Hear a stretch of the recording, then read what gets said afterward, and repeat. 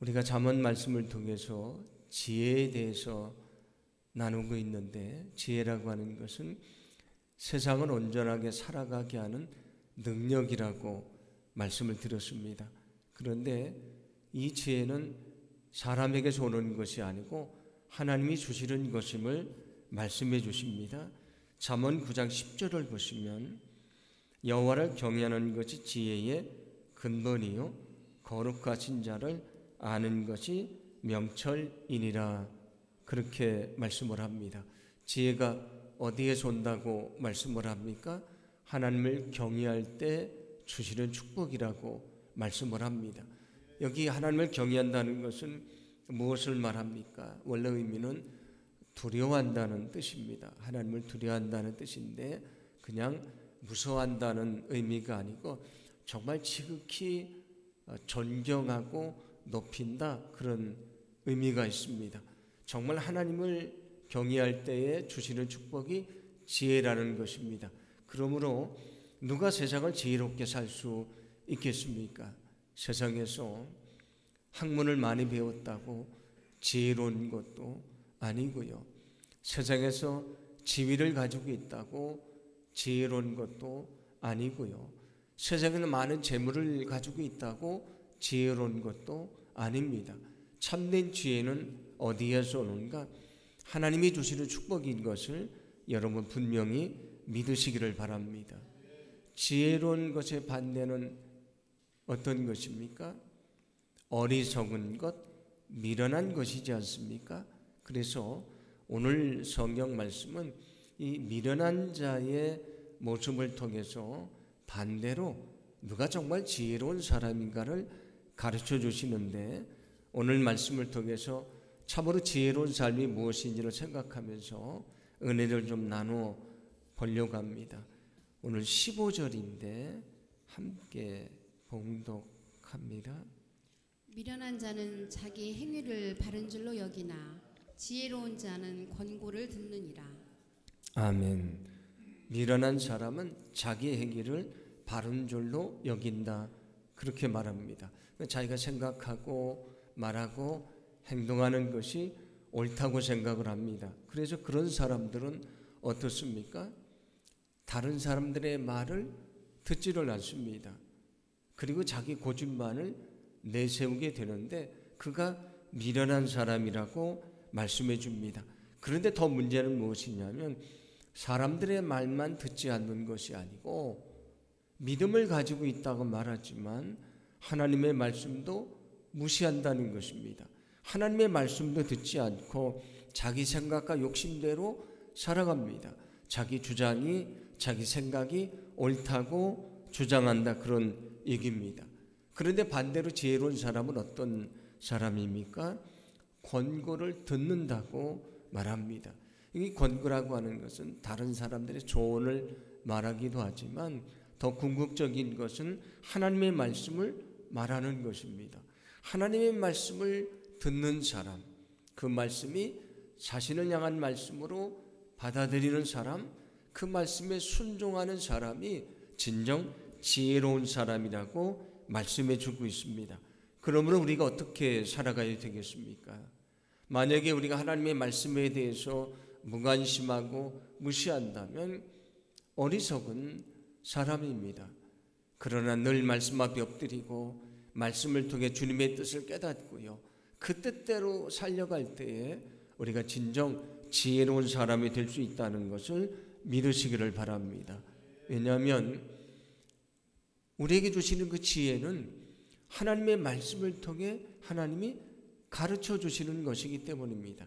그래서 우리의 구원의 진리에 대해서도 이렇게 말씀하는데, 디모데후서 3장 16절을 보시면 또 어려서부터 성경을 알았나니 성경은 능히 너로 하여금 그리스도 예수 안에 있는 믿음으로 말미암아 구원에 이르는 지혜가 있게 하느니라, 그렇게 말씀을 합니다. 바울이 디모데에게 내가 성경을 알고 있는데 이 성경 말씀이 구원에 이르는 지혜를 가르쳐준다, 그렇게 얘기를 합니다. 그런데 그것만이 아니고 우리가 세상을 살아가는데 우리에게 지혜가 필요하지 않습니까? 이 지혜가 하나님의 말씀 속에 담겨져 있습니다. 우리가 늘 이 말씀 앞에 엎드릴 때에 말씀을 통해서 하나님이 주시는 지혜를 얻는 그런 귀한 삶을 살게 될 줄로 믿습니다. 그래서 성경도 말씀에 대해서 말할 때에 지혜의 말씀이라고 얘기를 합니다. 이 말씀이 우리에게 지혜를 가르쳐 주는 것입니다. 지혜로운 사람은 누구인가? 하나님의 말씀을 듣고 받아들이고 순종하며 사는 사람입니다. 그런데 반대로 미련한 사람은 누굽니까?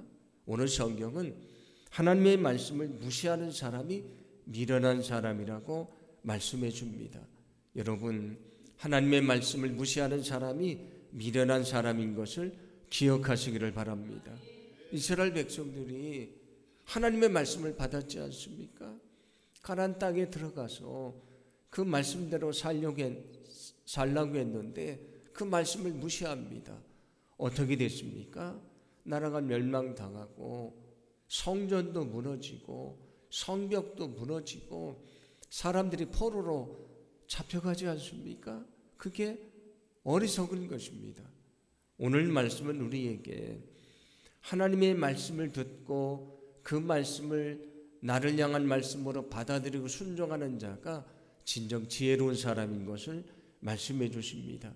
그러므로 우리에게 필요한 것은 제가 지난 주일에도 말씀드렸던 것처럼 날마다 하나님의 말씀 앞에 엎드리는 것입니다. 말씀 앞에 엎드리지 않으면 지혜를 얻을 수가 없는 것이고요. 오늘 말씀처럼 자기 생각과 자기 욕심이 가득 차 있는데도 그게 자기 욕심인지를 모르고 하나님을 무시하며 살아가게 되는 것입니다. 우리가 세상을 살아갈 때에 우리를 어렵게 하는 것들도 많이 있고요. 또 사탄의 시험과 유혹이 얼마나 많습니까? 우리가 늘 말씀 앞에 서서 우리가 지혜를 얻지 않으면, 말씀 앞에 서서 우리 자신을 비춰보지 않으면 우리가 믿음 안에 살 수가 없는 것입니다. 늘 주님의 말씀 앞에 엎드려서 그 말씀을 받아들이고요, 그 말씀에 순종하고 믿음 안에 살아가는 참으로 지혜로운 하나님의 자녀들이 되기를 간절히 소망합니다.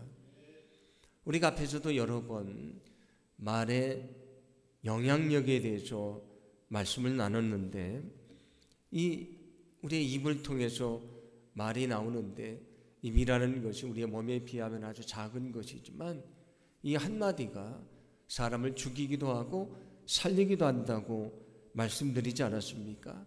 오늘 성경도 그것을 말씀하는데 18절입니다. 함께 봉독합니다. 칼로 찌름같이 함부로 말하는 자가 있거니와 지혜로운 자의 혀는 양약과 같으니라. 아멘. 함부로 말하는 사람, 자기 생각대로 감정대로 함부로 말하는 사람은 다른 사람을 칼로 찌르는 것처럼 상처를 주게 될 것이다. 그런데 지혜로운 자의 혀는 무엇과 같다고 말합니까? 양약과도 같은 것이다. 사람들을 찌르는 것이 아니고 찔림을 받은 사람의 상처를 치유하고요, 넘어진 자에게 용기를 주고 그에게 희망을 줄 수 있는 말을 하는 사람이다. 그런 말씀이 됩니다. 그래서 오늘 성경은 우리에게 지혜로운 사람이 누구인가? 함부로 말하는 사람이 아니고요, 자기의 입을 잘 다스리는 사람이 지혜로운 사람입니다. 그러면서 반대로 미련한 사람은 누구인가?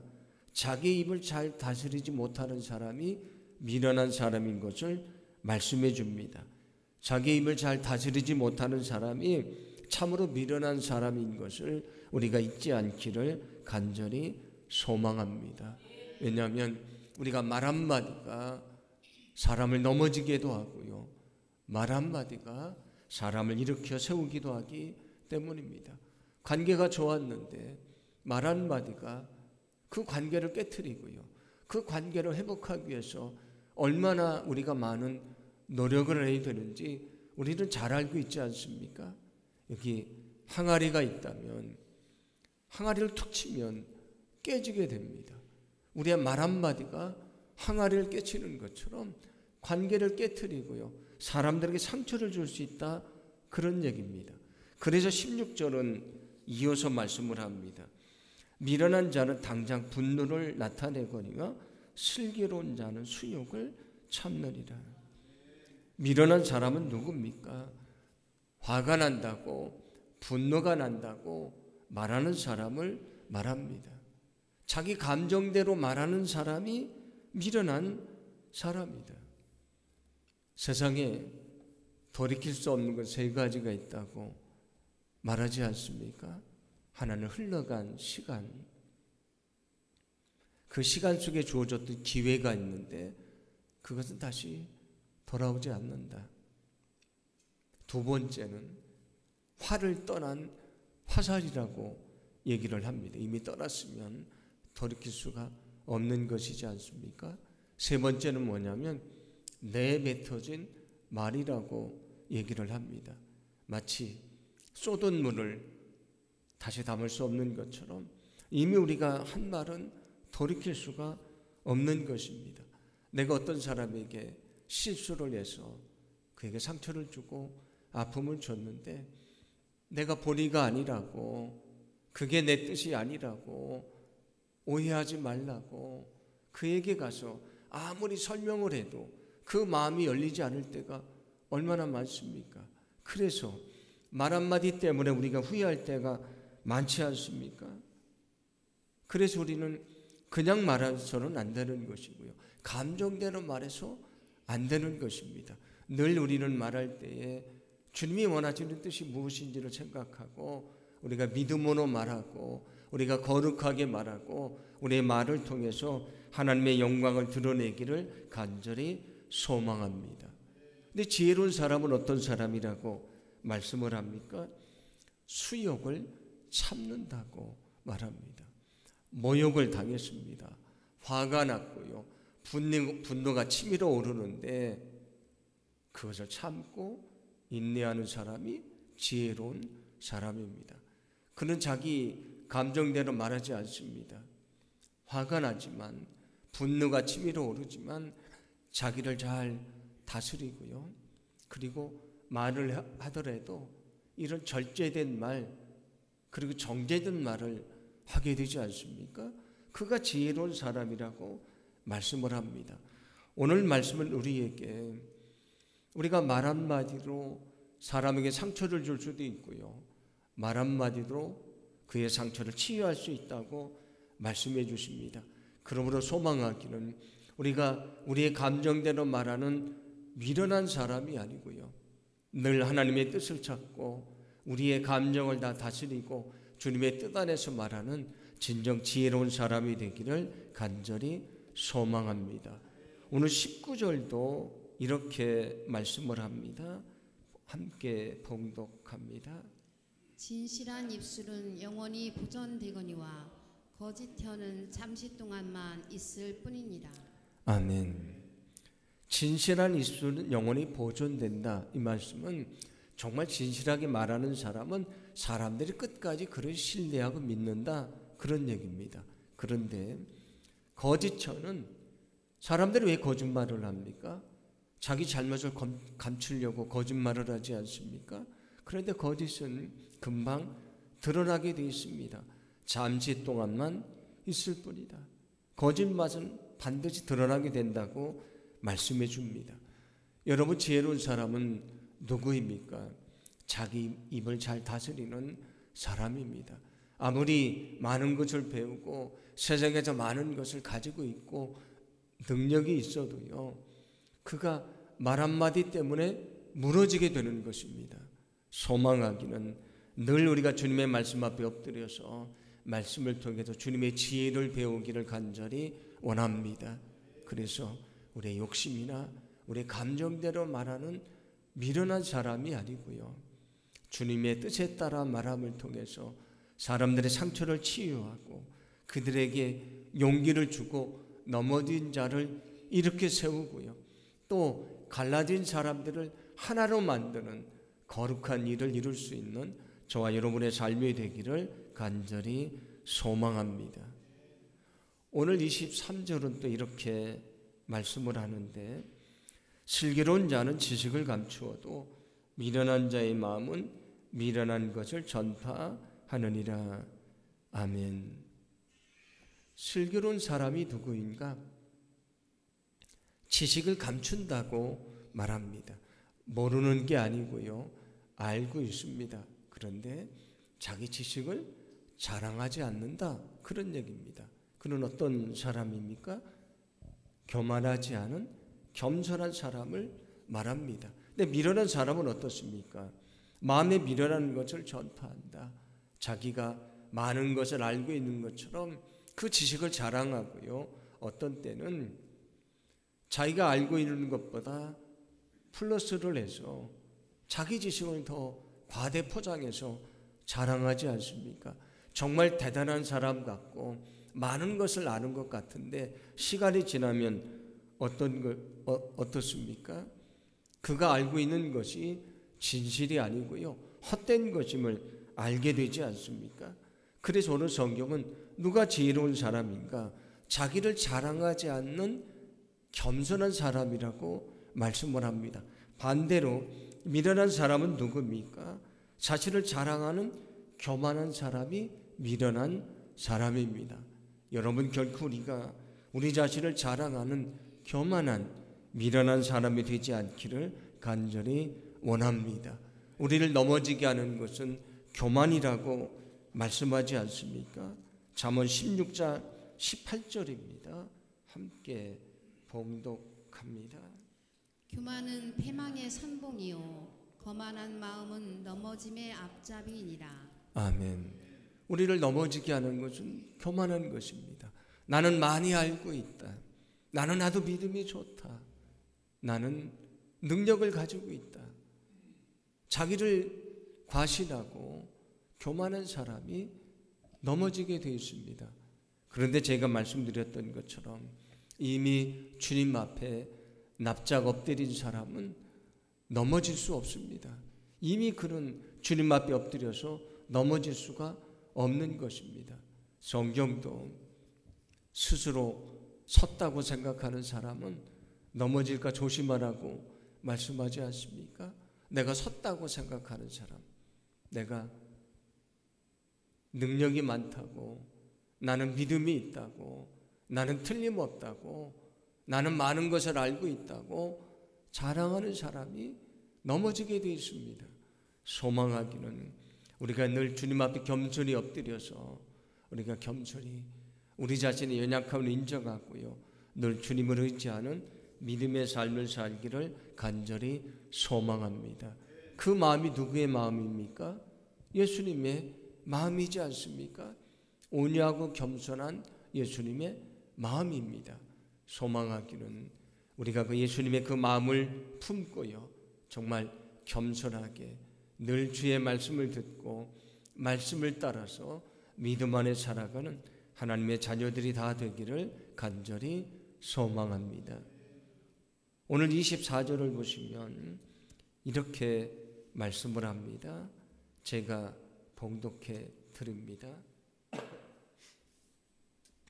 부지런한 자의 손은 사람을 다스리게 되어도 게으른 자는 불임을 받느니라.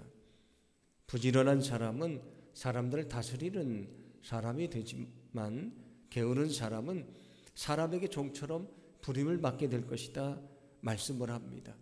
우리가 얼마 전에 그 농사의 원리에 대해서 말씀을 나눴고 믿음의 원리도 역시 마찬가지라고 말씀을 드리지 않았습니까?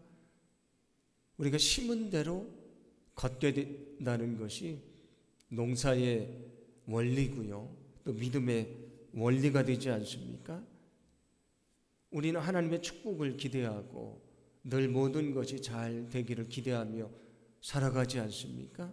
그런데 성경은 우리에게 그 하나님의 형통과 축복이라는 것이 그냥 저절로 갑자기 하늘에서 떨어지는 것이라고 말씀하지 않습니다.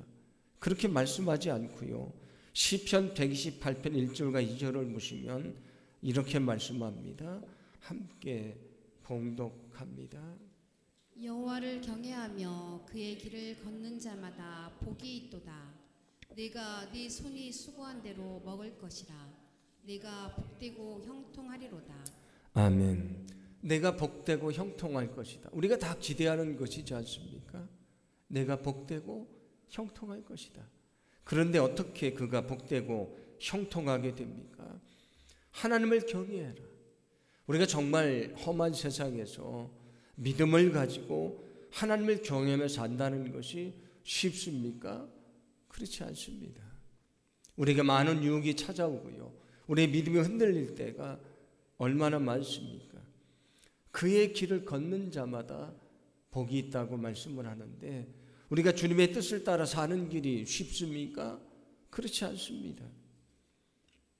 338장 우리가 잘 아는 찬송가 보시면 내 주를 가까이 하게 하면 십자가 짐 같은 고생이나.